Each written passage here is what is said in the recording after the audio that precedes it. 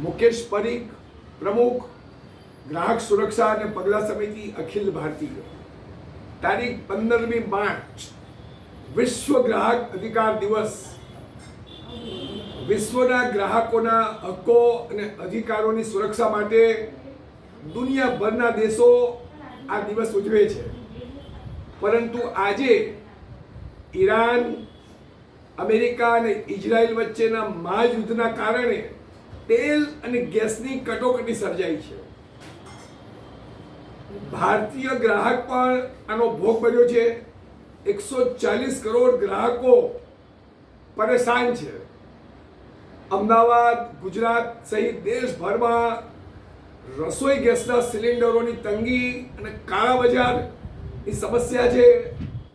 તેલ અને ગેસની કટોકટીના કારણે સ્થાપિત હિતોએ બિનજરૂરી કૃત્રિમ ભાવ વધારો કરોડો અસંગઠિત ગ્રાહકોના માથે માર્યો છે. તમામ પ્રોડક્ટમાં આજે ભાવો વધી રહ્યા છે ત્યારે સરકાર મૂક પ્રેક્ષક ના બને.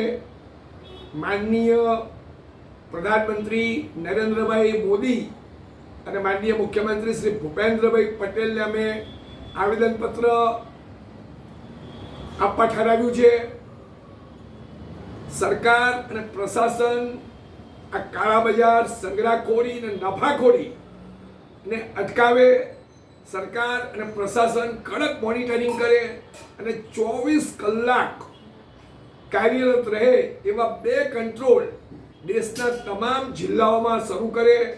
તમામ જિલ્લા કલેક્ટરોની કચેરી, જિલ્લાના પુરવઠા અધિકારી અને પોલીસ વિભાગમાં પણ વિશેષ અલગ કંટ્રોલ રૂમ શરૂ કરવામાં આવે અને ફરિયાદી ગ્રાહકોની કાળા બજારની અને નફાખોરીની ફરિયાદ સાંભળવામાં આવે અને ઉકેલ કરવામાં આવે.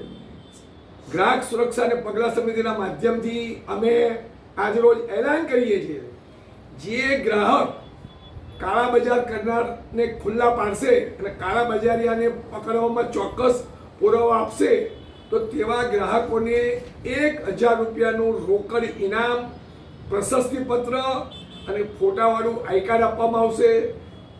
સરકારને પણ અમે વિનંતી કરીએ છીએ કે પુરવઠા વિભાગે અને ઓઇલ કંપનીઓએ આ સ્કીમ અમલમાં મૂકવી જોઈએ અને ગ્રાહકો જે બ્લેક માર્કેટિંગની ફરિયાદ કરે અને પુરાવા સાથે કાળા બજારીને જેલ ભેગો કરાવે એમને સરકારે 1000 રૂપિયાનું ઇનામ આપે અને બાટલો ફ્રી આપે તો ચોક્કસ તમામ કાળા બજારીઓ ખુલ્લા પડશે.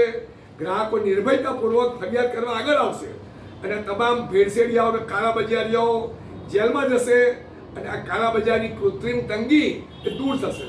સરકાર અમારી સૂચન અને રજૂઆત સ્વીકારે એ ગ્રાહકોના જાહેર હિતમાં છે અને ખુદ દેશના હિતમાં છે. જય હિન્દ, જય ગ્રાહક.